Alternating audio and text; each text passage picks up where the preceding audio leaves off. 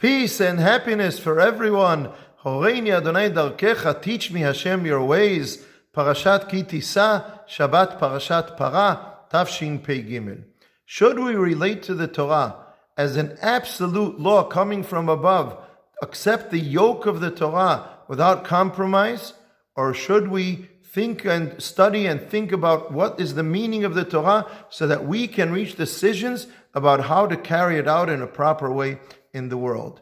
This is an interesting question, and it's especially interesting on this Shabbat because very often Shabbat Parashat Ki-Tisa and Parashat Parah are on the same Shabbat, and they bring to us the two extremes of this issue in the Torah. Because Parashat Parah is about how to purify a person from the impurity of being in connection with the dead body, and this is considered the number one chok, the law of the Torah, which is beyond human understanding. And at the same time, in Parashat Ki-Tisa, Moshe Rabbeinu comes down from Har Sinai, from Matan Torah. Hashem gave him the luchot, the tablets. He comes down, he sees Chet HaEgel, the sin of the golden calf, and he, on his own accord, his own human decision, he decides to break the luchot. Hashem did not command him to do that.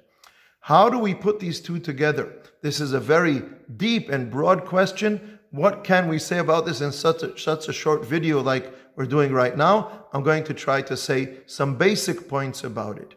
And I would say the following. Of course, there has to be acceptance of a yoke of the Torah.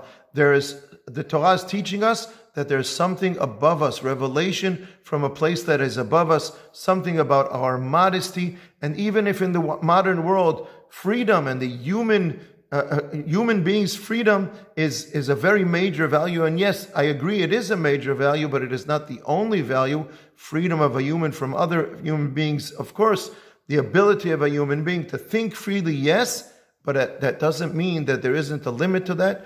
And we have to learn from the Torah that we must accept some things that come from above us. On the other hand, this doesn't mean being religious, believing in Hashem, believing in Torah min hashamayim, doesn't mean that we don't have to use our own independent thinking, the ability that Hashem has given us.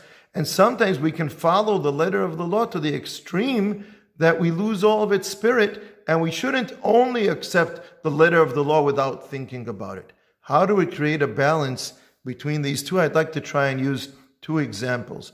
One of them is that there are great thinkers of the history of the Emunah, and I would quote the Rambam on the one hand, Maimonides, and Rabbi Yehuda Halevi on the other hand, and they are very different thinkers. The Rambam is very much about human intellect, about our understanding, but the Rambam also says that there are chokim in the Torah.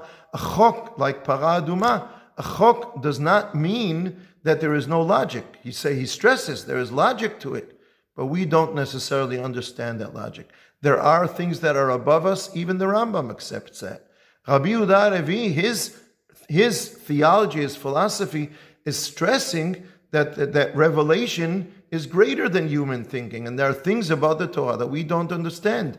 But even Rabbi Yehuda Halevi says, if it contradicts logic, if it's totally against our logic, we have to draw a line. There are things that are above our logic, but something that clashes with our logic, we have to draw a line. So they're very different, Rambam and Rabbi Yehuda Halevi. They pull in different directions, but both within the framework of, on the one hand, there is a limit to human thinking, and on the other hand, there is a limit to how much it can conflict and clash with human understanding. And so it's interesting to see both have both sides, and at the same time, they're different. Another example I'd like to give is the halacha. On the one hand, ya'avor ve'al yareg, what we call pikuach nefesh.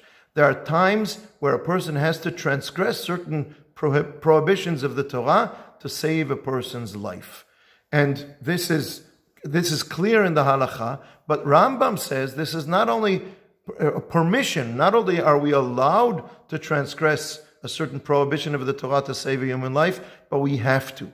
We are commanded to do this, even though it's not explicit in the Torah, because the Rambam says when we are allowed to do this, this is the way we must act, and this is the Rambam coming to this from his own understanding. On the other hand, we have the halacha, v'hareg ve'al yavor. There are certain situations, without getting into details here, where a person has to die, sacrifice his life, so that he doesn't transgress the laws of the Torah in certain situations.